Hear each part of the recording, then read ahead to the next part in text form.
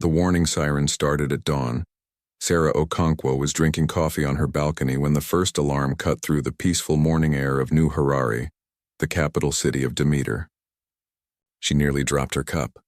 In 20 years as governor of this colony world, those sirens had only been tested once a month. They had never sounded for real. She ran inside and activated her communication console. The screen lit up with red emergency indicators. Her military advisor, Colonel James Park, appeared on the screen. His face was pale. "Governor, we have multiple contacts entering the system.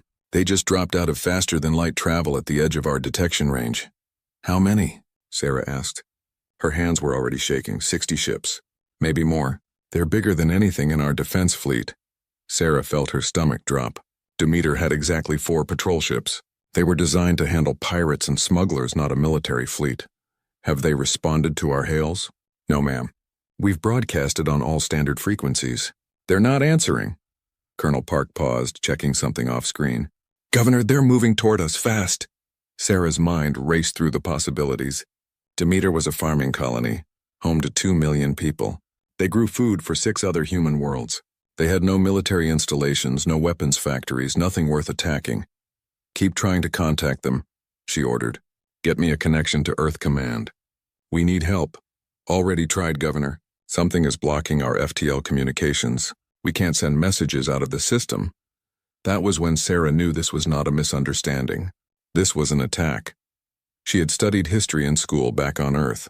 She remembered reading about ancient wars, about armies that would cut communication lines before an invasion. She had never thought she would experience it herself. Humanity had been so peaceful for so long. "How long until they reach us?" she asked quietly. "At their current speed? 14 hours. Sarah took a deep breath. "Sound the evacuation alert. Get everyone to the shelters. And Colonel, activate Ember Protocol." Colonel Park's eyes widened. "Governor, are you certain?" "That protocol—" "I know what it means," Sarah interrupted. "Do it now." Ember Protocol was something every colony governor knew about but hoped never to use. It stood for Emergency Military Basic Emergency Response. It had been created 200 years ago, during the early days of human space exploration, when colonies were vulnerable and help was far away. The protocol was simple. If a colony was attacked and could not get help in time, they would fight.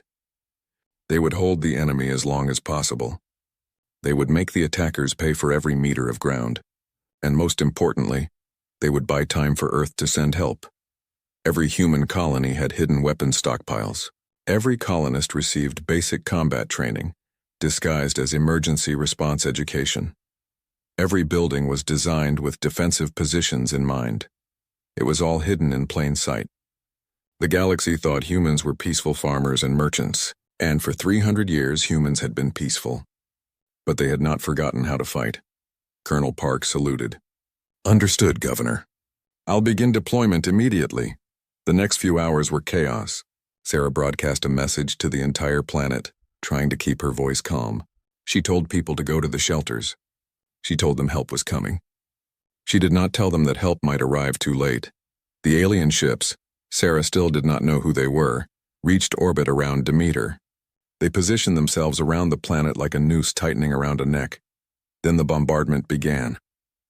The first strike hit the spaceport on the northern continent. The explosion was visible from space. Sarah watched on her monitors as the building where she had first landed on Demeter 20 years ago disappeared in a flash of light. More strikes followed. They were targeting infrastructure, power plants, communication hubs, government buildings. The aliens were systematic and efficient. They had done this before.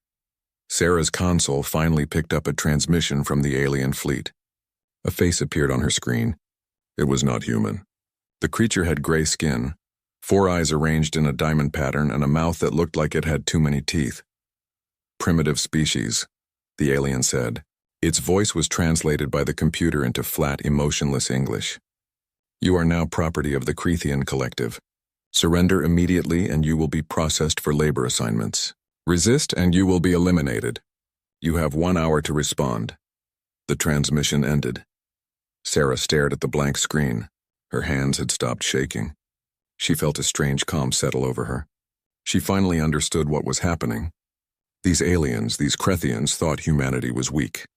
They thought humans would surrender without a fight. They were wrong. She opened a channel to Colonel Park. How many people made it to the shelters? About 90%, ma'am. The rest are in transit or volunteering for defense positions. Good. Distribute the weapons from the Ember stockpiles. Organize everyone into defensive units. And, Colonel, send a message on the quantum channel. The quantum channel was different from normal FTL communication. It was slower, harder to detect, and almost impossible to jam. Every human colony had one, connected directly to Earth Command. The Crethians did not know about it. What should the message say? Colonel Park asked. Sarah thought for a moment. She thought about the 2 million people on her planet. She thought about the children in the shelters scared and crying. She thought about the farmers who had come here to build a peaceful life. Tell Earth what's happening. Tell them we're activating Ember Protocol. And tell them, she paused, tell them to remember Demeter. Colonel Park nodded slowly. They'll come, Governor. I know they will. I know, Sarah agreed.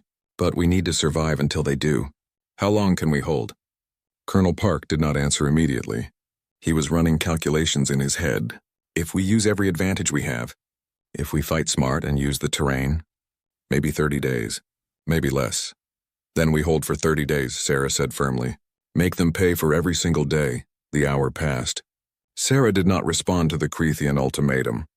Instead, she sent a transmission on every frequency, making sure the Crethians heard it. She wanted them to have a record of this moment. To the Crethian collective, she said, staring directly into the camera. You have attacked a peaceful colony without provocation. You have killed innocent people. You have made a terrible mistake. We will not surrender. We will fight you with everything we have, and when our people come, and they will come, you will regret ever hearing the name Demeter. She ended the transmission and turned to her staff. Get to your positions. Make me proud. The Crethian response was immediate. 80,000 troops began landing across the planet. They came in massive dropships, shaking the ground as they descended. They wore armor and carried weapons that glowed with deadly energy. The humans met them with hunting rifles and homemade explosives. The first Crethian troops landed near New Harare. They expected to find frightened civilians hiding in their homes. Instead, they found empty streets and silent buildings. Then the shooting started. Humans fired from windows, from rooftops, from underground tunnels. They used sniper rifles to target Crethian officers. They used drones rigged with explosives. They collapsed buildings on top of advancing troops. The Crethians were confused. They had conquered 500 worlds. They had defeated thousands of species. Those species had always surrendered quickly or died quickly. These humans were doing neither. By the end of the first day, 3,000 Crethians were dead or wounded.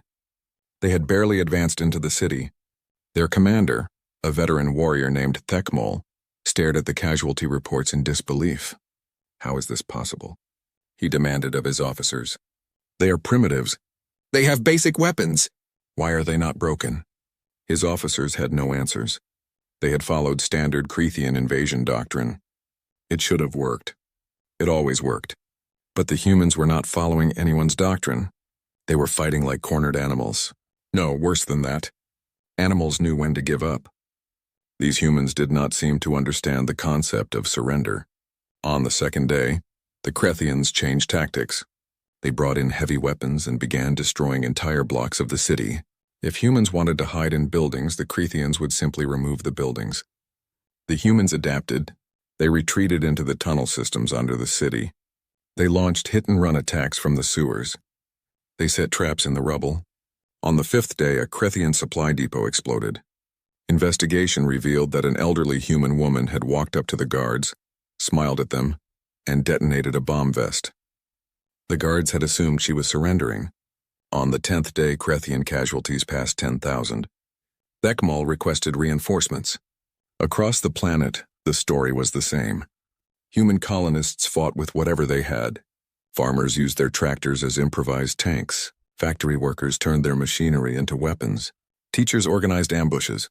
Children ran messages and supplies through tunnels too small for adult soldiers. The Crethians could not understand it. Why would a species fight so hard when defeat was inevitable? Why would they not accept their fate? They did not understand that humans remembered their own history. Every human child learned about the Alamo, where defenders held against impossible odds. They learned about Thermopylae, where 300 warriors stopped an army. They learned about Stalingrad and Leningrad and every other time humans had refused to surrender. Those were not just stories to humans. They were lessons. They were instructions for what to do when someone came to take your home. By the 15th day, the Crethians controlled most of the planet's surface. But they were learning that controlling territory and defeating the enemy were two different things. The humans were still fighting. They had retreated into the mountains, into the forests, into underground bunkers, and they were still killing Crethians every single day. Thekmal intercepted a human radio transmission. It was a man's voice, weak and broken, probably dying. Katie, if you're listening to this, I'm sorry I won't make it home, but I want you to know something. I want you to remember, they came to our world. They thought we would be easy. They were wrong. We stood, we fought. And when help comes, because it will come, they'll find that we didn't make it easy. Remember Demeter, sweetheart. Remember that your father stood. The transmission ended. Thekmal felt something he had never experienced in 40 years of conquest. It took him a moment to identify the feeling. It was doubt. On the 20th day, more Crethian reinforcements arrived. 40,000 fresh troops eager to finish this battle and claim their glory. They found exhausted human defenders, low on ammunition and supplies, still fighting. On the 28th day, Thekmal stood on a hill overlooking what remained of New Harare. 90% of the planet was under Crethian control, but that last 10% was costing him hundreds of lives every day. His communication officer approached. "Sir, we're detecting unusual readings at the edge of the system." "What kind of readings?" "Multiple FTL signatures. Large ones, sir. I think it's the human fleet." Thekmal felt his blood turn cold. He had sent a message to the collective 3 days ago, requesting immediate extraction. He had tried to explain that something was wrong, that these humans were not normal prey. The collective had not responded. Now it was too late. "How many ships?" Thekmal asked quietly. The officer checked his instruments. "Sensors are counting 400 contacts. They're military vessels. Heavy cruisers, destroyers, and... Sir, that's a dreadnought-class ship. I didn't know humans had dreadnoughts." Thekmal looked up at the sky. Somewhere up there, the human fleet was arriving. Somewhere up there, his own fleet was about to engage them. He looked back at the city. At the rubble where 2 million humans had lived. At the fortifications where thousands still fought even after 30 days of hell. He finally understood the truth. The collective had made a mistake. They had attacked a species they did not understand. They had assumed humans were like all the others, soft, weak, ready to submit. But humans were not prey. They were predators who had learned to live in peace, and the Crethians had reminded them how to hunt. "All units," Thekmal ordered. "Prepare for defensive positions. The real battle is about to begin." In her command bunker deep underground, Governor Sarah Okonkwo received a message on her console. It was from Colonel Park. "Governor, the Terran Expeditionary Fleet has arrived. Fleet Admiral Marcus Chen is in command.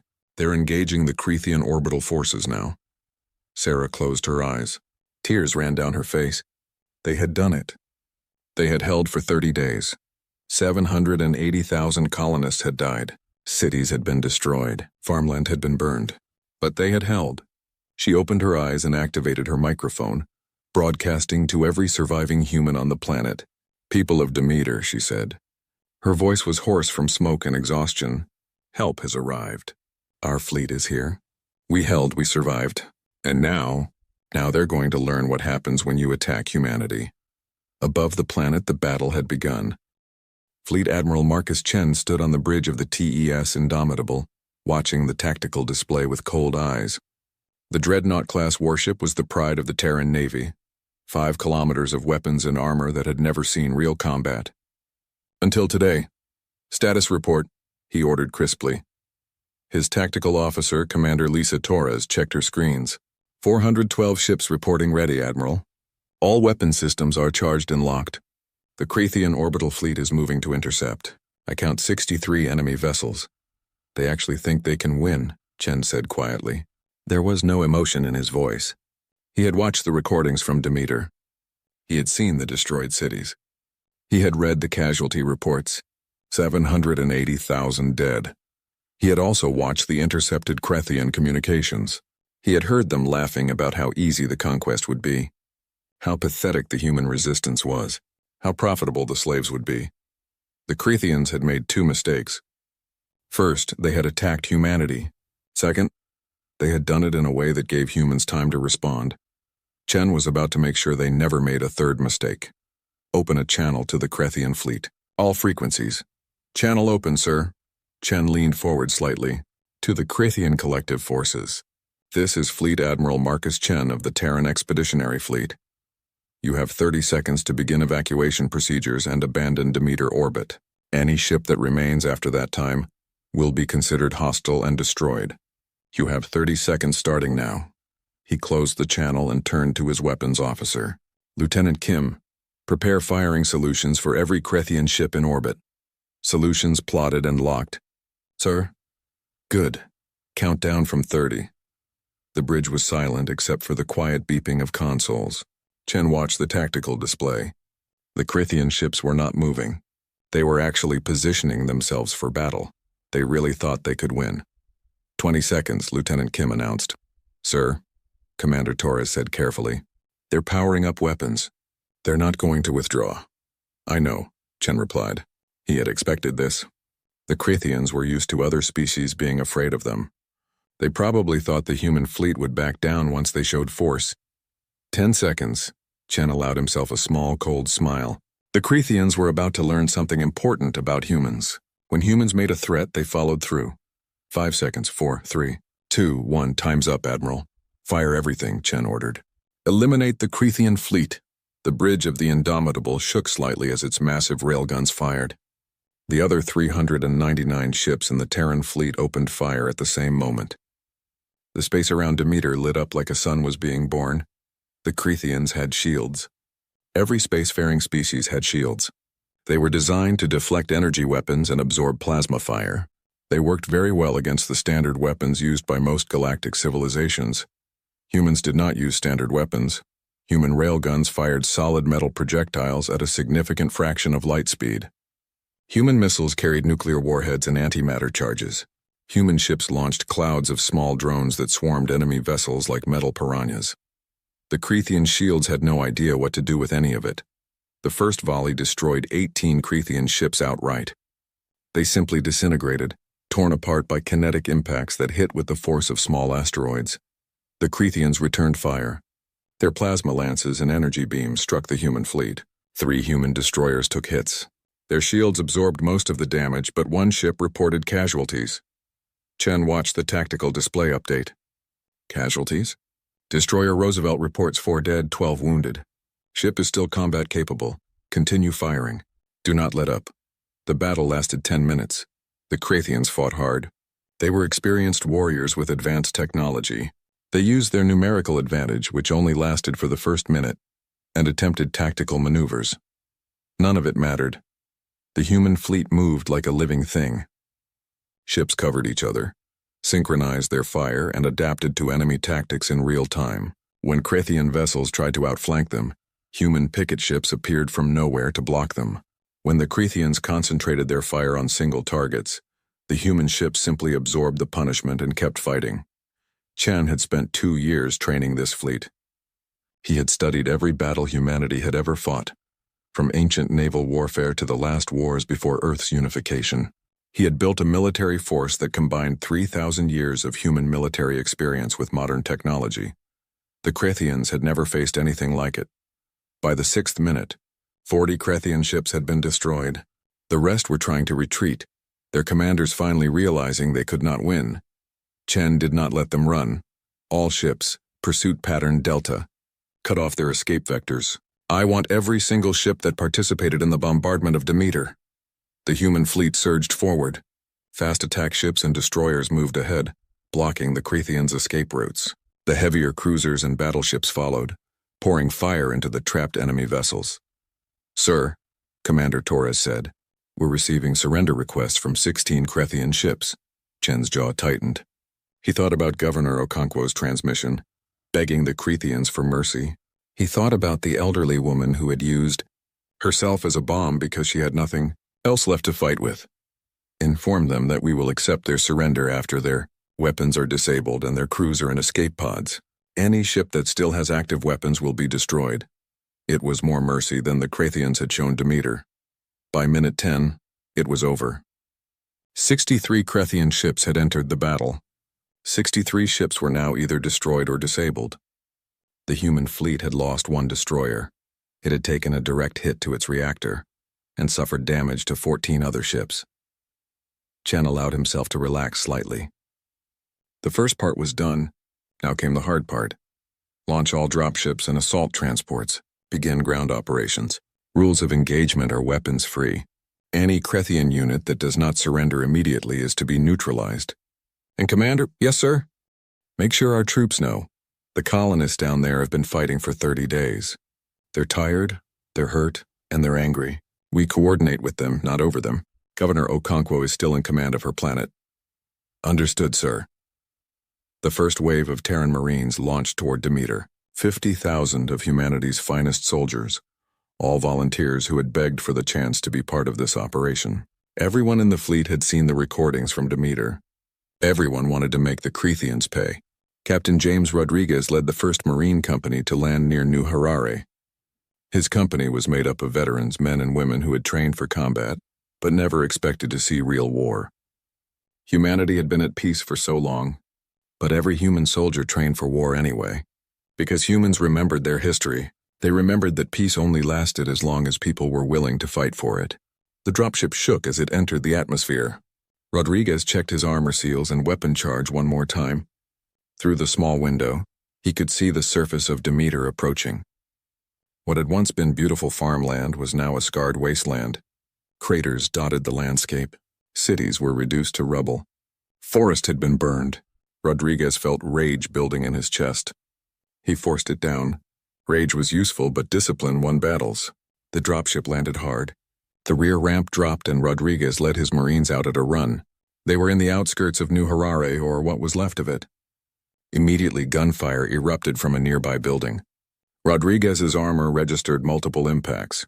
He turned and fired back, his rifle's computer-guided rounds finding their targets with precision. 3 Crathian soldiers dropped. The rest scattered, looking for cover. "Contact front," Rodriguez shouted. "Light them up!"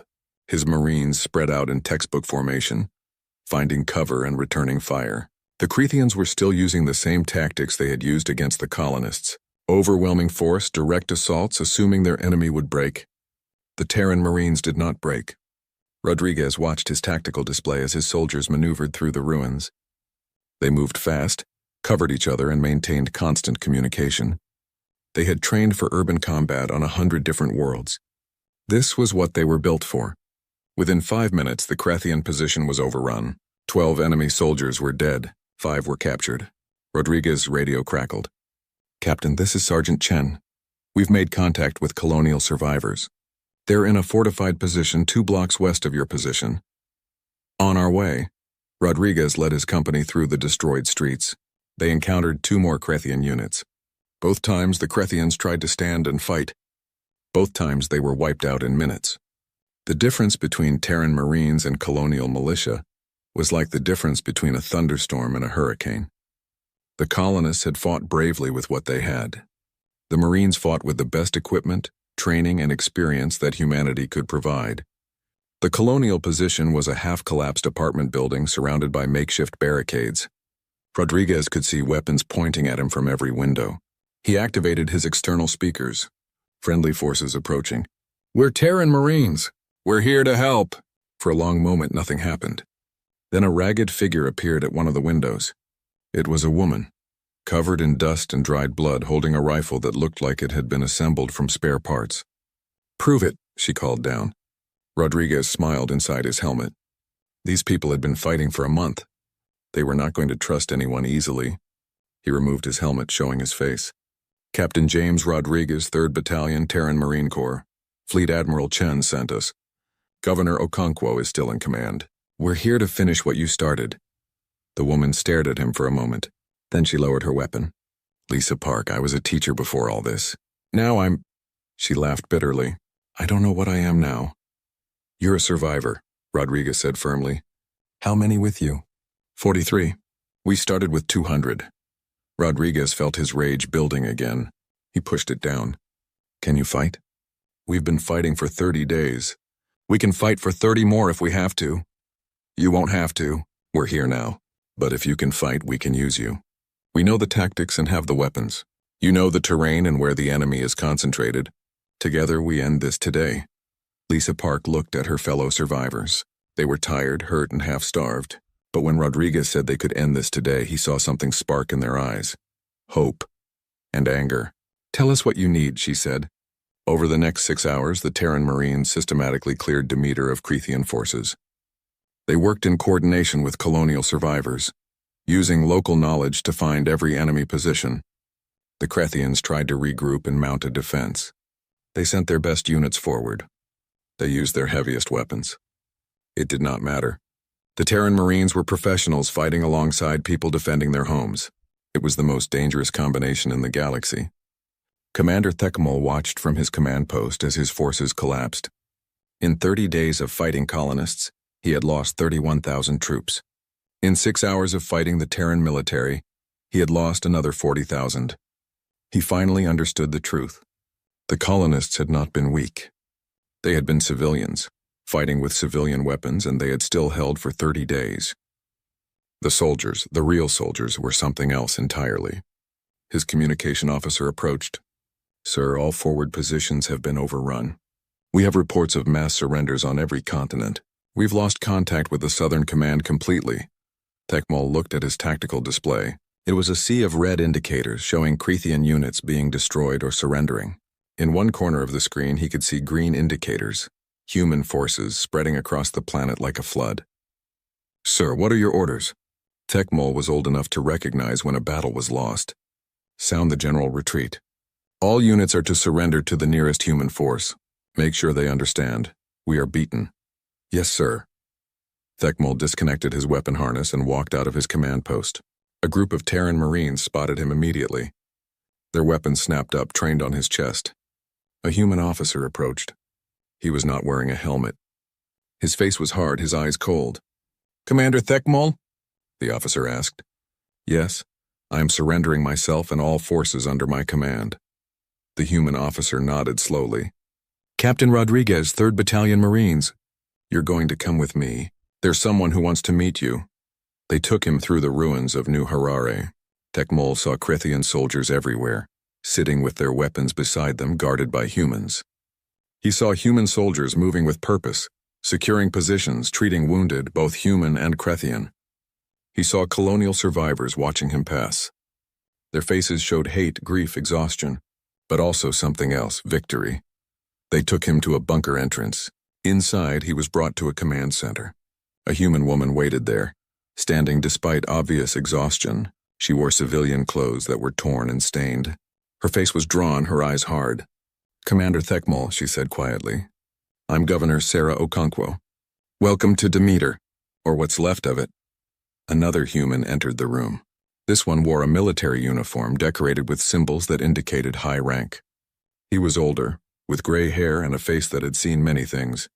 I'm Fleet Admiral Marcus Chen, the man said. Commander Thekmol, you are responsible for the deaths of 780,000 human civilians. You ordered the bombardment of population centers. You refused offers of surrender. You treated this world as yours to take. Thekmol said nothing. What could he say? Everything the human stated was true. My fleet is currently in orbit around your world. My soldiers control this planet. I have the power to do to the Crethian Collective exactly what you tried to do here. Chen paused. Tell me, Commander, what do you think I should do? Thekmol met the Admiral's eyes. You should destroy us. That is what we would do. That is what we have always done. Chen nodded slowly. You're right. That is what you would do. But Commander, we're not you. He pulled up a star chart on a nearby display. It showed Crethian space with multiple systems marked in red. This is your empire. These are your worlds. And right now my fleet is plotting a course to visit every single one of them. Not to conquer. Not to enslave. But to make sure you never do this again to anyone. Chen turned back to Thekmol. You wanted to see what humans do when cornered? Congratulations. Now you're going to see what we do when we're angry. And Commander, we're very, very angry. Thekmol felt fear for the first time in his life. Not fear of death, fear of something worse. He had attacked humanity thinking they were prey. He had been wrong. They were not prey. They were not even predators. They were something the galaxy had never seen before. They were warriors who knew mercy but chose justice instead. And justice, Thekmal realized, was far more terrifying than simple revenge. The Galactic Council chamber was in chaos. Ambassador Tirnal of the Velpari Confederacy stood at his podium, his forearms gesturing frantically. The humans are violating every convention of warfare. They have invaded Crethian space without council approval. This cannot be allowed. Ambassador Chen Kai sat calmly at the human observer station. Humanity had never joined the Galactic Council. They had been invited 3 times and declined 3 times. They preferred to stay independent. Now, looking at the panicking ambassadors around him, Chen Kai understood why his predecessors had made that choice. Ambassador Chen, the council speaker said. The speaker was a Valdari, a species so old that nobody remembered where they came from originally. The council demands an explanation. Your fleet has entered Crethian space. Your military is attacking Crethian colonies. The Crethians are calling for council intervention. Chen Kai stood slowly. He was an old man, retired from Earth's diplomatic corps specifically to take this thankless position. He had been watching the council's response or lack of response to the Demeter attack for the past 30 days. Honorable Council, he said quietly. Humanity acknowledges your concern. However, we did not sign your warfare conventions. We are not bound by rules we never agreed to follow. That is irrelevant, Tirnal shouted. You cannot simply... The Crethian collective invaded a human colony world, Chen Kai continued, his voice cutting through the noise. They killed 780,000 civilians. They bombarded cities. They refused all offers of surrender. For 30 days, the Galactic Council watched and did nothing. The chamber fell silent. The council issued 3 statements of concern, Chen Kai said, reading from his tablet. 3 statements. While human civilians died by the thousands, the council wrote statements. While children were buried under rubble, the council debated proper procedure. While my people fought with farming equipment against a military invasion, the council decided to form a subcommittee to investigate. He looked around the chamber. Many ambassadors avoided his eyes. So yes, humanity is attacking the Crethian collective. We are doing what the council should have done 30 days ago. We are ensuring they cannot do this again, and we will not stop until that mission is complete. This is madness, another ambassador called out. The Crethians are a powerful empire. You will start a galactic war. We did not start anything, Chen Kai replied coldly. The Crethians started this when they attacked Demeter. We are simply finishing it. The council speaker raised his hand for silence. Ambassador Chen, the council cannot condone. The council's opinion is noted. Chen Kai interrupted. He knew it was rude, but he did not care. However, humanity will continue its current military operations. When we are satisfied that the Crethian threat has been neutralized, we will withdraw. Not before. He sat down, indicating the conversation was over. The council erupted in arguments. Chen Kai ignored them. He had already received his orders from Earth. Humanity was done asking permission. 300 light-years away, Fleet Admiral Marcus Chen was thinking the same thing. His fleet had divided into 3 task forces. Each was hitting a different part of Crethian space. The strategy was simple. Move fast, hit hard, and show the galaxy what the Crethians really were. Chen commanded the main task force personally, heading straight for the heart of Crethian territory. His first target was a colony world called Crethvar, one of the oldest Crethian settlements outside their home system. Intelligence reports said Crethvar was home to slave processing centers. Newly conquered species were brought here, sorted and distributed throughout the empire. It was, essentially, a massive concentration camp disguised as a colony. Chen's fleet dropped out of FTL at the edge of the system. As expected, there was a defensive fleet waiting, 80 Crethian warships. All ships, engage at will. Remember the rules of engagement. Avoid civilian casualties if possible, but prioritize our own forces. The battle was even shorter than the one over Demeter. The Crethian defenders fought bravely, but they were fighting against an enemy who had spent 30 days learning every weakness in Crethian tactics. Within 20 minutes, the orbital defense was gone. Chen opened a channel to the planet below. Crethian military forces on Crethvar. This is Fleet Admiral Chen of the Terran military. You have 1 hour to evacuate all non-military personnel from your military installations. After that, we will begin bombardment. Any civilian areas will not be targeted. Any military installation that attempts to use civilians as shields will be considered a war crime, and its commanders will be held personally accountable. He meant every word. Humans had learned from their own brutal history. They knew what happened when armies abandoned ethics. They would not become what they were fighting against. The Crethian military on the surface did not surrender. They prepared for battle. But they did evacuate civilians from their bases. Even they understood that the humans were serious about the war crimes threat. The bombardment was precise and limited. Chen's ships used kinetic strikes to destroy military installations, communication hubs, and spaceports. They avoided the civilian areas where the slaves were kept. Then the Marines landed. Colonel Sarah Okonkwo, the governor's younger sister who had joined the military 20 years ago, led the first assault team. Her target was the main slave processing center, a massive complex in the planet's northern region. The Crethian guards fought hard, but they were not prepared for Terran Marines equipped with full assault gear. The battle for the complex lasted 3 hours. When it was over, the guards were dead or captured. Sarah stood in the main courtyard of the complex looking at what the Crethians had built. Row after row of cages, each holding dozens of beings from species she did not recognize. The conditions were horrific. No sanitation, minimal food, no medical care. "Get medical teams down here immediately," she ordered, "and find me whoever was in charge of this place." They found him an hour later hiding in an underground bunker. His name was Krelthor, and he was the facility administrator. Sarah had him brought to the courtyard in front of all the cages. "Do you speak English?" she asked. Krelthor activated his translator. "Yes, I demand treatment according to the Galactic Convention on Prisoners." "You're not a prisoner of war," Sarah interrupted. "You're a slaver. You're going to be tried for crimes against sentient beings. But first you're going to help us free every single being in this facility. They are property of the collective." Sarah's rifle snapped up, aimed at his face. "They are people, and you're going to help free them, or I'm going to leave you in one of these cages while we broadcast to the galaxy what you did here. Let your victims decide your fate." Krelthor looked at the cages, at the beings watching him with hate in their eyes, beings he had tortured, starved, and abused for years. He suddenly realized that a human military tribunal might be the best outcome he could hope for. "I will cooperate," he said quietly. Over the next week, Sarah's team freed over 200,000 slaves from Krethvar. They were from 17 different species. Most had been prisoners for years. Some had been born in captivity. The Terran military set up temporary shelters, provided food and medical care, and began the long process of figuring out where everyone was from.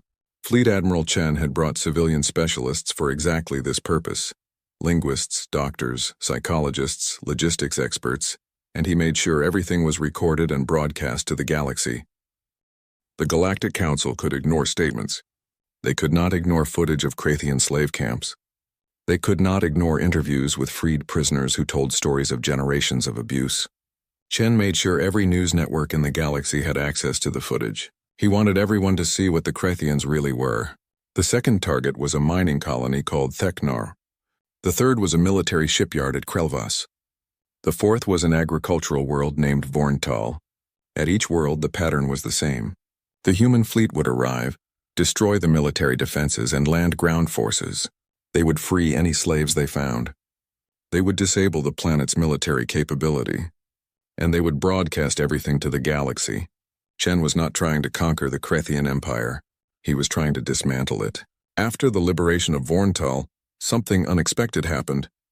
The planet's population, mostly Harani, a species that had been enslaved for 200 years, asked if they could help. "Help with what?" Chen asked the Harani delegation. "Help free our people on other worlds," the lead Harani replied. His name was Vorn, which was apparently a common name among his people. "We know where other Harani are held. We know the facility layouts. We can fight." Chen considered this carefully. "If you join us, you'll be fighting against the Crethians. You'll be risking your lives. You just gained your freedom. Are you sure you want to risk it?" Vorn's translator conveyed something that might have been a laugh. "Admiral Chen, we have been slaves for 200 years. We have dreamed of revenge for 200 years. You have given us a chance to actually achieve it. Yes, we are sure." Chen made a decision that would change the campaign. All right. We'll train you, equip you, and you'll fight alongside human forces. But you'll follow human rules of engagement. No massacres, no war crimes, no revenge killing of civilians. Can you agree to that? Vorn looked at his fellow Harani. They spoke quietly among themselves. Finally, he turned back to Chen. We agree. Show us how to fight like humans. Within 2 weeks, the first Harani volunteer battalions were ready. They were trained by Terran Marines and equipped with human weapons. When the fleet moved to the next target, the Harani came with them. Word spread quickly. Other freed species began volunteering. The Velpari, the Sortak, the Grendi, every species the Krethians had enslaved wanted their turn to fight back. Chen's fleet was becoming something else. It was not just a human military force anymore. It was becoming a liberation army. By the second month of the campaign, the Krethian Empire was in chaos. 6 major colonies had been liberated. Dozens of smaller installations had been destroyed. Over 1 million slaves had been freed, and the Krethian military was learning a terrible truth. They had built an empire on fear and overwhelming force. When facing an enemy that did not fear them and could match their force, they had no idea what to do. The Krethian High Command held an emergency meeting. The Supreme Commander, an ancient warrior named Rekthor, looked at the strategic maps with growing horror. How many ships have we lost? He asked his staff. Total losses are at 473 vessels, Supreme Commander. We have an additional 200 ships too damaged to fight. And the humans. They have lost 18 ships. Rekthor's mandibles clicked in distress. The numbers made no sense. The Krethians had superior numbers, comparable technology, and thousands of years of conquest experience. But the humans were winning every single engagement. What about the liberated colonies?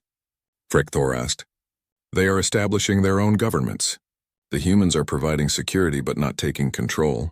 They appear to be leaving the worlds to govern themselves. This confused Rekthor even more. They are not conquering? Not claiming the territory? No, Supreme Commander. They free the slaves, destroy our military installations, and move on to the next target. They are not building an empire. They are destroying ours. Rekthor finally understood the human strategy. They were not trying to replace the Krethian Empire with their own. They were trying to ensure the Krethians could never threaten anyone again. What is their current course? The tactical officer pulled up a star chart. A line showed the human fleet's projected path. It led directly to Kreth Prime, the Krethian homeworld. Supreme Commander, at their current rate of advance, they will reach our home system in 30 days. Rekthor looked at the map for a long time. 50,000 years of Krethian history, 50,000 years of conquest and dominance, and now a species they had dismissed as primitive was going to bring it all to an end. Recall all fleets, he ordered. Every ship, every soldier. Bring them home. We make our stand at Kreth Prime. Sir, that will leave dozens of colonies undefended. Those colonies are already lost, Rekthor said. We cannot fight the humans everywhere. We can only hope to stop them at our home. Recall, everyone. This is our last chance. The order went out across the Empire. Every Krethian military asset began moving toward the homeworld. They were gathering the largest fleet in Krethian history, over 2,000 warships. It would be the greatest battle the galaxy had seen in 1,000 years. Fleet Admiral Chen received intelligence reports about the Krethian fleet buildup. His staff was worried. Sir, they're gathering everything they have. We'll be outnumbered 5 to 1, maybe more. Chen studied the reports calmly. Good. Let them bring everything. Better to face them all at once than chase them across the galaxy for years. But Admiral, the odds, Chen interrupted, said that Demeter would fall in 3 days. The colonists held for 30. The odds said we would lose dozens of ships taking Krethvar. We lost 2. The odds have been wrong about humanity since this whole thing started. He looked at his staff. We're going to Kreth Prime. We're going to face their entire fleet. And we're going to win. Because we're not just fighting for revenge. We're fighting to make sure no other species ever has to suffer what the Krethians have done. That's worth any odds. The fleet set course for Kreth Prime. Behind them, a trail of liberated worlds began the slow process of rebuilding. Ahead of them, the entire Krethian military waited.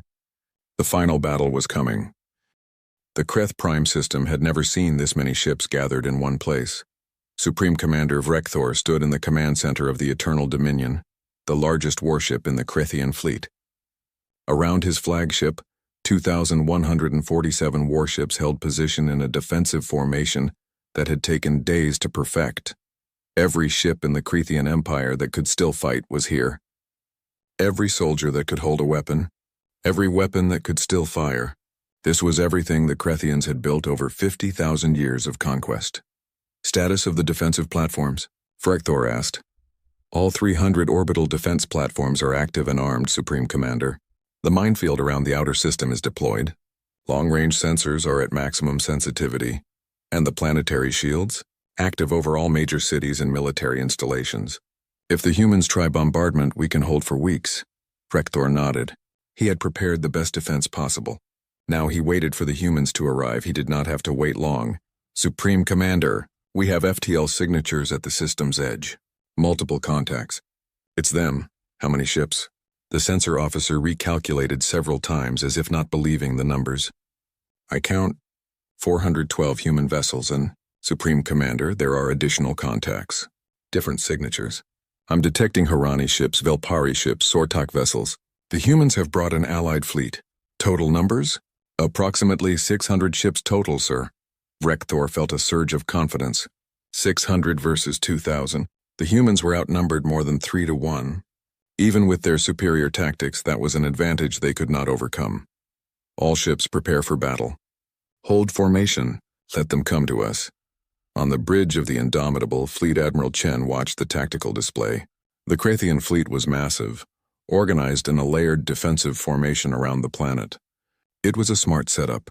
Any attacking force would have to punch through multiple defensive lines while under fire from the orbital platforms. Sir, we're receiving transmissions from the Galactic Council. They're demanding we stand down. Ignore them, Chen replied. Tactical assessment, Commander Torres? Commander Torres studied her screens. They have a strong defensive position. The minefield will slow our approach. The orbital platforms give them an artillery advantage. And their numbers, she shook her head. Sir, this is going to be costly. I know, Chen said quietly. He had known this moment would come. He had prepared for it. But we're not backing down now. Not after coming this far. He opened a fleet-wide channel. All ships, this is Admiral Chen. I won't lie to you. The Crethians have gathered their entire military. We're outnumbered badly. Some of us won't make it home today. He paused, thinking about Demeter, about the colonists who had held for 30 days, about the millions of slaves who had suffered for generations. But we're not here for easy battles. We're here to end a threat that has terrorized the galaxy for 50,000 years. We're here to make sure no other world suffers what Demeter suffered. We're here to prove that bullies can be beaten. That might does not make right, and that humans stand up for what's right no matter the cost. He took a breath. I'm proud to serve with all of you. Now let's go finish this. All ships advance. Operation Hammer begins now. The Terran fleet surged forward, but they were not advancing in a standard formation. Chen had learned from every battle in human history. He knew that sometimes, unconventional tactics were the ones that won. The human fleet split into 7 separate groups, each moving on a different vector. They were not attacking the Crethian formation directly. They were surrounding it. Supreme Commander, the humans are dispersing. They're trying to encircle us. Frekthor watched the tactical display with growing confusion. That makes no sense. They're spreading their forces thin. Each group can be defeated individually. Should we advance to engage them? Frekthor considered. If he moved to attack one group, the others could attack his rear. But if he stayed in formation, he could not bring his full firepower to bear. Hold position. Let them come to us. Our defensive formation is strong. Make them pay for every meter they advance. The first human battle group reached the minefield. The Crethians expected them to slow down, to carefully clear a path. Instead, the humans accelerated. They sent forward a wave of small, fast ships, corvettes and frigates that moved with insane speed. The mines detected them and detonated. Dozens of small human ships were destroyed in brilliant explosions, but they had cleared a path. The larger ships behind them poured through the gap. They're sacrificing their own ships, one Crethian officer exclaimed. No, Frekthor said slowly. They're spending assets to achieve an objective. They knew some ships would be lost clearing the mines. They accepted the cost. It was brutal mathematics. It was also devastatingly effective. The first human battle group engaged the outer defensive line. Kinetic rounds and missile salvos hammered into the Crethian ships. The Crethians returned fire, their plasma weapons cutting through space. Ships on both sides began to die. But while the Crethians were focused on the first group, the other 6 human battle groups were completing their encirclement. Chen had baited the Crethians into committing to one fight while he moved the rest of his forces into position. All battle groups, weapons free. Engage at will. The Crethian formation suddenly found itself under attack from 7 different directions. Their defensive advantage disappeared. Their numerical superiority meant less when they could not concentrate their fire. The battle descended into chaos. Captain Maria Santos commanded the destroyer TES Relentless. Her ship was part of Battle Group 3, attacking the Crethian formation from above the orbital plane. Her target was one of the orbital defense platforms. All weapons focus fire on that platform. I want it gone. The Relentless and 3 other destroyers hammered the platform with everything they had. The platform's shields held for the first minute, but sustained fire eventually wore them down. The platform exploded in a massive fireball. Next target, another platform 2,000 kilometers to our port side. Captain, we have Crethian cruisers moving to intercept. Evasive maneuvers. All ships stay together and keep firing. We need to take down these platforms. The Relentless twisted through space, dodging plasma fire from the Crethian cruisers. One shot clipped her port side and the ship shuddered. Damage report. Port armor compromised. Shield generators at 60%. We're still combat capable. Santos gritted her teeth. Keep firing. We're not backing down. All across the battlefield, similar scenes played out. Human ships took damage but kept fighting. They protected each other, covered retreats, and coordinated their fire with precision. The Crethians fought hard, but they were fighting the way they always had, with overwhelming force and direct assaults. It had worked for 50,000 years. It was not working today. Commander Vorn led the Hurani volunteer ships in Battle Group 5. His people had trained for 8 weeks with human instructors. They had smaller ships and less advanced weapons than the humans, but they had something more important. They had a reason to fight. All Hurani ships follow me.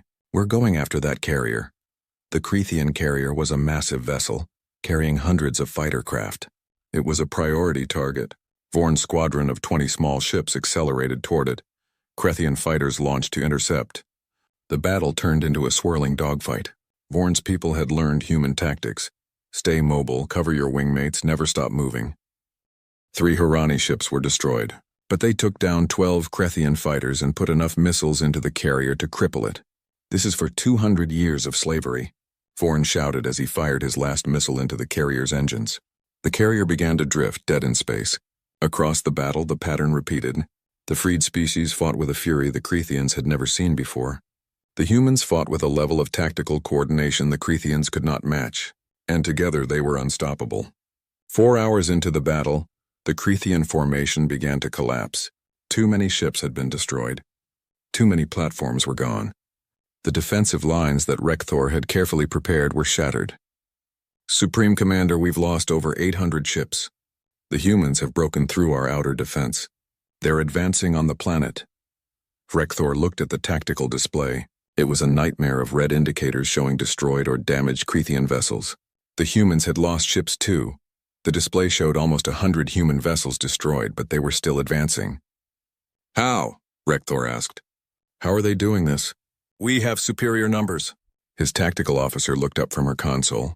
Sir, I've been analyzing their tactics. They're not fighting like any other species. Every other species we've conquered fought to destroy our ships. The humans are fighting to achieve objectives. What do you mean? They're targeting our command ships, our carriers, our support vessels. They're not trying to kill as many of us as possible. They're trying to break our ability to fight as a coordinated force. Every move they make has a purpose.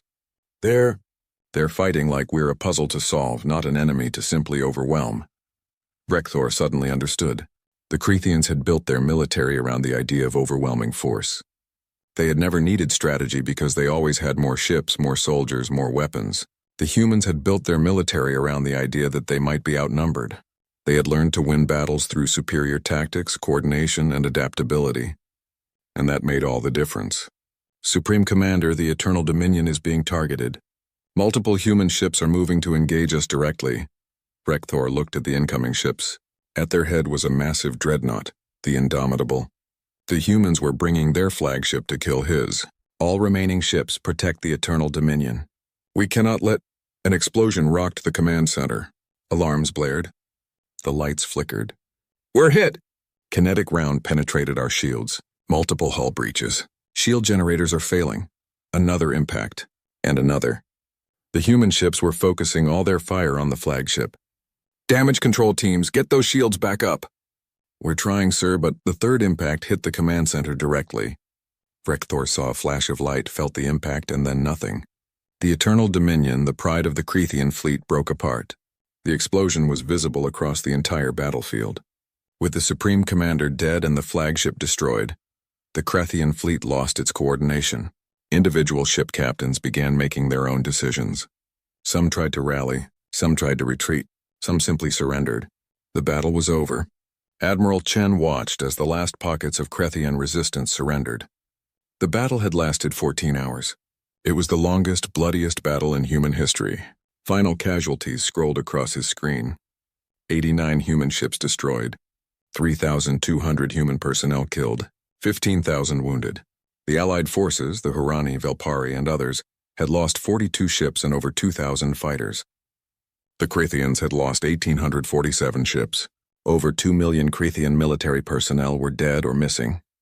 Chen felt the weight of those numbers. Every number was a life. Every ship had a crew. Every casualty had a family. But it had been necessary. He told himself that as he looked at the casualty reports. The Crethians had killed billions over 50,000 years. They had to be stopped. Sir, we're receiving a transmission from the planet's surface. It's from the Crethian matriarch. She's requesting to speak with you. Chen nodded. Put her through. The screen showed an elderly Crethian female. She looked tired, her mandibles drooping with age or grief. Admiral Chen, she said quietly. I am Matriarch Krensol, leader of the Crethian High Council. I am authorized to offer our unconditional surrender. I'm listening, Chen replied. Our fleet is destroyed. Our military is beaten. We cannot fight anymore. We ask only that you show mercy to our civilians. They did not choose this war. Chen studied her face. He saw fear there, but also resignation. She knew what humans could do to her world if they chose. Matriarch, humanity did not come here to commit genocide. We came to end a threat. Your military enslaved billions. It had to be stopped. But we're not interested in destroying your species. Then, what do you want? I want to land on your planet, Chen said. I want to meet with your High Council in person. And then I'm going to tell you exactly what happens next. 3 hours later, Chen landed on Creth Prime with a security detail of Marines. He was brought to the High Council chamber, a massive room built to intimidate visitors with its size and grandeur. Chen walked in wearing his combat uniform, still stained from the battle. He did not come to be impressed. He came to deliver terms. The High Council sat in a semicircle, 13 elderly Crethians who had ruled an empire. They looked at Chen with a mixture of fear and fascination. Members of the High Council, Chen began. The Crethian Empire is over. Your fleet is destroyed. Your military is scattered. Your 50,000 years of conquest end today. The only question is what happens next. What are your terms? Matriarch Krensol asked. Chen pulled out a datapad. You will immediately release every slave in your empire. Every single one. You will provide them with ships and supplies to return home or settle wherever they choose. You will pay reparations to every species you have enslaved. You will reduce your military to defensive forces only, supervised by human observers. You will open your space to Galactic Council inspectors, and you will never, ever attempt another conquest. And if we refuse? One of the council members asked. Chen's expression did not change. Then I turn this entire planet into a monument to what happens when you threaten humanity. Your choice. The council members looked at each other. They had no real choice, and they knew it. We accept, Krensol said. All of it. We accept. Chen nodded. Good. You have 90 days to begin implementation. Human observers will arrive within the week. And Matriarch? If you ever break these terms, we'll be back. And next time we won't be so generous. 6 months after the Battle of Creth Prime, Ambassador Elena Vasquez stood before the Galactic Council for the first time as humanity's official representative. The chamber was packed. Every major species in the galaxy had sent delegates. Everyone wanted to see what the humans would say. Elena was younger than most ambassadors, only 45 years old. She had been a military lawyer before this, prosecuting war crimes cases. That experience, she thought, made her perfectly suited for this moment. The council speaker, the ancient Valdari, gestured for her to approach the central podium. Ambassador Vasquez, the council has invited humanity to apply for membership. We have also received petitions from the freed species, the Hurani, Velpari, Sortak, and others, requesting that humanity be granted a permanent council seat with special protections authority. Before we vote, the council would hear from humanity directly. Elena walked to the podium. She could feel every eye in the chamber on her. She carried a small case with her, which she set on the podium before speaking. Honorable council members, she began. 6 months ago, humanity was a minor spacefaring species that nobody paid much attention to. We had been in space for less than 200 years. We had never participated in galactic politics. We were, by galactic standards, insignificant. She paused, letting that sink in. Then the Crethian collective attacked our colony at Demeter. They killed 780,000 civilians. For 30 days, this council watched and did nothing. You issued statements. You formed committees. You debated proper procedure, but you did not act. Several council members shifted uncomfortably. Humanity learned something important during those 30 days. We learned that the galaxy has rules, but those rules only matter when someone is willing to enforce them. We learned that the strong can do whatever they want to the weak, unless someone stops them. Elena opened her case and pulled out a small object. It was a piece of rubble from New Harare on Demeter, preserved in clear polymer. This is from my home city. I grew up on Demeter. My parents died in the first bombardment. My sister died fighting in the ruins of our elementary school. I survived because I was off-world at the time, working for the Terran Justice Department. She set the rubble on the podium where everyone could see it. When I heard what happened, I wanted revenge. I wanted to see the Crethians destroyed. I wanted them to suffer the way my people suffered. But that's not what humanity did. Instead, we did something the galaxy has apparently forgotten how to do. We fought a war with purpose. Elena pulled up a holographic display showing the campaign. Humanity attacked 6 Crethian colonies. We freed over 1 million slaves. We destroyed military installations, and when we were done, we left. We didn't occupy. We didn't conquer. We didn't enslave. We liberated and withdrew. At the Battle of Creth Prime, we defeated the largest fleet ever assembled by any single species. We had the power to destroy the Crethian homeworld. We could have killed billions in revenge, but instead we offered terms. We demanded justice, not genocide. She looked around the chamber. The council asks if humanity wants membership. The freed species petition for us to have a special role. Before I answer, I need to tell you what humanity is. Elena took a breath. This was the part she had rehearsed 100 times. Humans are predators. We evolved as hunters on a dangerous world. For most of our history, we fought each other. We have a capacity for violence that most species in this galaxy cannot comprehend. We have committed atrocities against our own kind that would horrify you. The chamber was absolutely silent. But we learned. Over thousands of years, through terrible mistakes and hard lessons, we learned to control that capacity for violence. We learned to channel it. We created laws, ethics, codes of conduct. We learned that might does not make right. We learned that the strong have a duty to protect the weak, not exploit them. Elena pointed at the piece of rubble. Demeter taught us that the galaxy has forgotten these lessons. The Crethians enslaved species for 50,000 years, and the galaxy let them. They attacked a peaceful colony, and the galaxy issued statements. You have rules, but no one willing to enforce them. So here's humanity's answer. Yes, we'll join the council, but not as just another member. We want the role the freed species are petitioning for. We want to be the wardens of the galaxy. When species like the Crethians attack the weak, humanity will respond. When slavers operate in the shadows, humanity will hunt them. When the council issues statements but takes no action, humanity will act. And before you reject this because it sounds like we're demanding to be the galaxy's police force, understand this. We don't want this role. We didn't ask for it. But someone has to do it, and apparently no one else will. So it falls to us.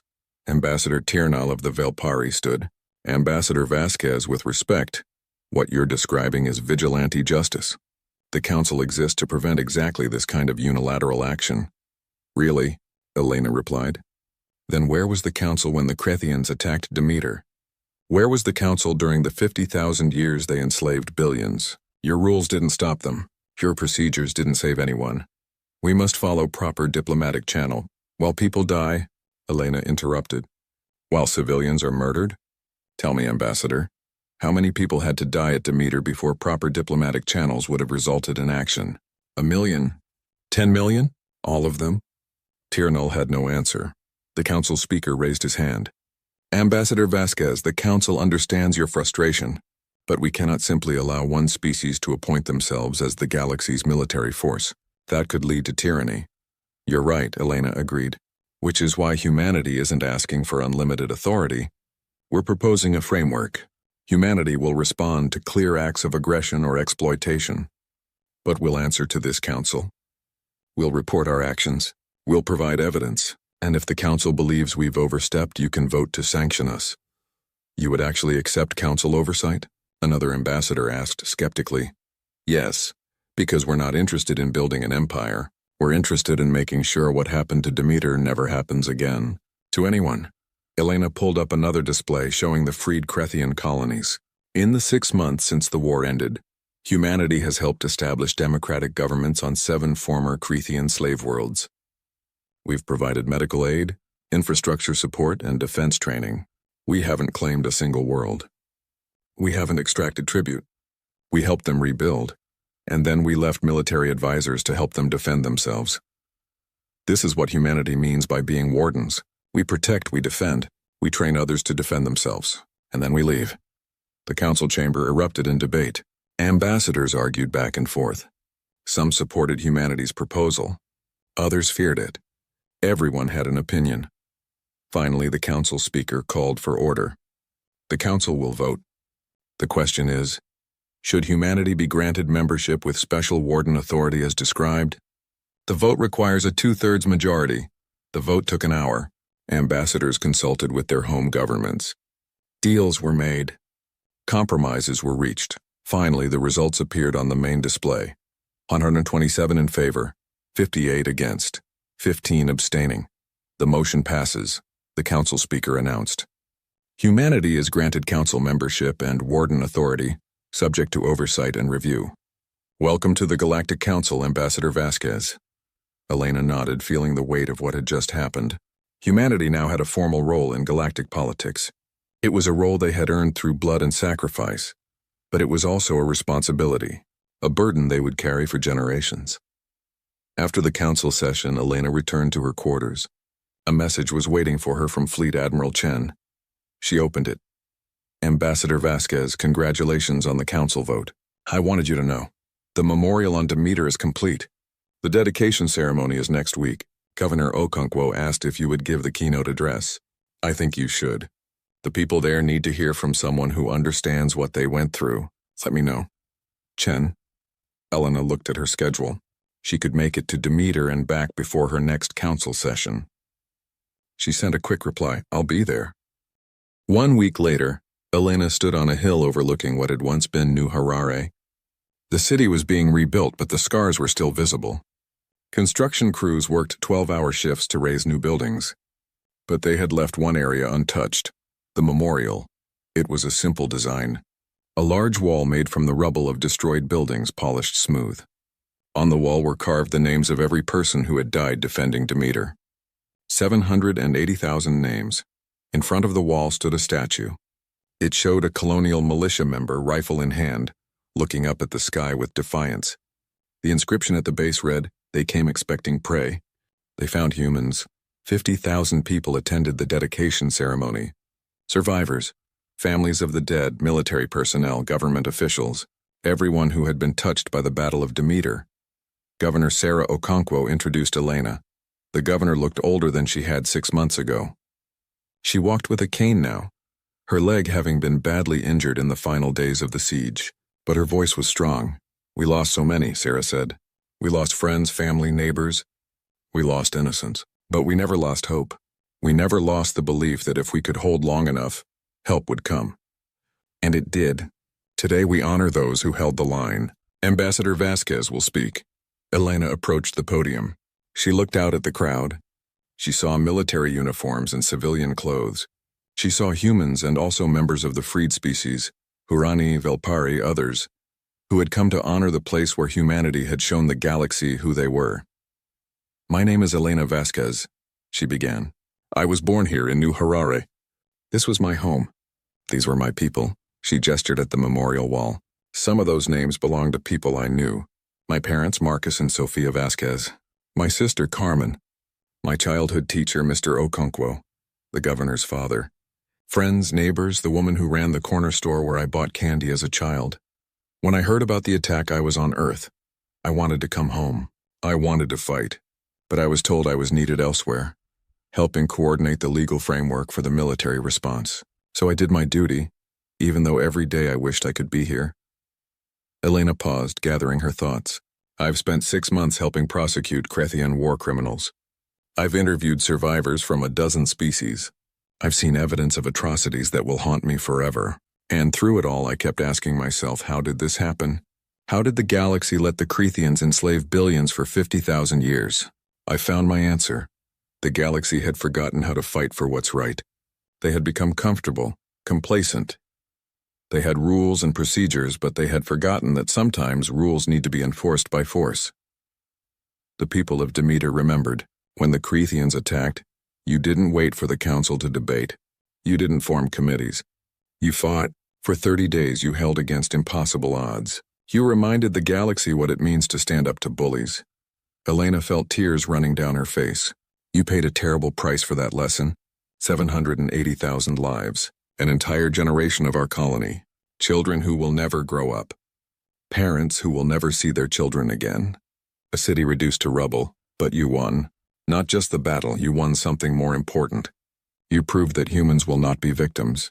You proved that peaceful people can fight when they must. You proved that we will never surrender our freedom, our dignity, or our humanity, no matter the cost." She looked at the statue of the militia member. That statue represents all of you. Every person who picked up a weapon. Every person who refused to run. Every person who said not one more step to the enemy. You are the reason humanity now has a seat on the Galactic Council. You are the reason freed slaves across the galaxy have hope. You are the reason the galaxy will never again dismiss humanity as insignificant. Elena turned back to the crowd. The Crethians came here expecting to find easy prey. They found humans instead. They found farmers who became soldiers. They found teachers who became warriors. They found ordinary people who did extraordinary things. Today we dedicate this memorial, but it's not just a reminder of who we lost. It's a reminder of who we are. We are humans. We are the species that chose peace but never forgot how to fight. We are the people who will stand up for the weak, who will challenge the strong, who will never let another Demeter happen to anyone. The galaxy will remember the Battle of Demeter. They will remember what happened when someone made the mistake of attacking humanity. And they will remember that we fought not for conquest, not for revenge, but for something simpler and more powerful. The right to be free. Elena stepped back from the podium. The crowd was silent for a moment. Then slowly people began to stand. One by one they rose until everyone was on their feet. They were not applauding. They were standing in honor of the dead, in recognition of the sacrifice, in acknowledgement of what had been lost and what had been gained. After the ceremony, Elena walked through the memorial. She found her parents' names on the wall. She touched them gently, feeling the cool stone under her fingers. "I hope I made you proud," she whispered. A voice behind her said, "They would be." Elena turned. Governor Okonkwo stood there, leaning on her cane.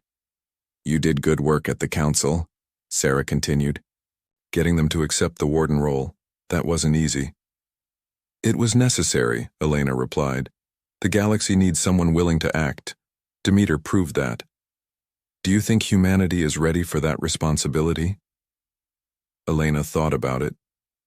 "I don't know, but we're the only ones willing to try. That has to count for something." Sarah nodded slowly. "The Admiral told me something before he left. He said that before Demeter, he thought humanity had evolved past war. He thought we'd left our violent history behind. But after Demeter, he realized the truth. We didn't evolve past violence. We learned to control it. We learned to use it for the right reasons. Is that what we did? Elena asked. Used violence for the right reasons? You freed 1 million slaves. You stopped an empire that had enslaved billions. You showed the galaxy that evil has consequences. I'd say yes, those were the right reasons. Elena looked back at the wall of names. I hope so. Because if we're going to be the galaxy's wardens, we need to be very sure we're doing it right. Power like that, it can corrupt. It can turn us into what we fought against. That's why the council oversight is important, Sarah said, and why people like you need to be involved. You remember the cost. You'll make sure we never forget why we fight. They stood together in silence for a while, looking at the memorial. Around them, Demeter was rebuilding. New buildings rising from the rubble, new farms being planted, new families arriving to replace those lost, life continuing, despite everything. Finally, Sarah spoke again. What happens now, Elena? The war is over. The Crethians are beaten. What does humanity do next? Elena smiled slightly. We keep our promise. We watch for the next threat. We protect those who can't protect themselves. We make sure no one else has to build a memorial like this one. That's a big job. Yes, but we're humans. Big jobs are kind of our thing. Sarah laughed, the first genuine laugh Elena had heard from her in months. True. We held Demeter for 30 days with farming equipment and hope. I suppose watching over the galaxy isn't that much harder. They walked back down the hill together, leaving the memorial behind. The sun was setting over New Harare, painting the sky in shades of orange and red. It was beautiful, despite everything. In orbit above Demeter, the Terran Defense Fleet maintained their watch. They would stay here for years, making sure the planet was never threatened again. Across the galaxy, in freed colonies and rebuilt worlds, humanity's message was spreading. We will not conquer you. We will not enslave you. But if someone tries to harm you, we will come, we will fight, and we will win. It was not the role humanity had wanted. They had been content to farm their worlds, explore space, and live in peace. But the galaxy had reminded them that sometimes peaceful people need to be ready for war, and when war comes, it's better to be the warriors than the victims. The Crethians had learned that lesson. They would never forget it, and neither would anyone else. 10 years later at a council meeting, Ambassador Tyrnal would ask Elena, "Do you ever regret taking on the warden role? The burden it places on humanity?" Elena would think about Demeter, about the memorial wall, about her parents and sister, about all the people who died so that others could be free. Every day, she would answer honestly, but I'd regret not doing it more. Someone has to stand up for what's right. Someone has to be willing to fight for the weak. If not us, then who? Tyrnal would nod slowly. The galaxy is lucky it was humanity who took that role, and not a species that would abuse it. Give us time, Elena would joke darkly. We're still learning. But deep down she knew the truth. Humanity had learned its lessons the hard way, through thousands of years of mistakes and horrors. They knew what happened when power was abused. They knew the cost of tyranny and conquest. That knowledge, that understanding of both violence and mercy, was what made humanity the right choice for wardens. They were the species that had learned to be strong without being cruel, to be powerful without being oppressive, to be willing to fight without being eager to do so. They were humans, and the galaxy would never underestimate them again.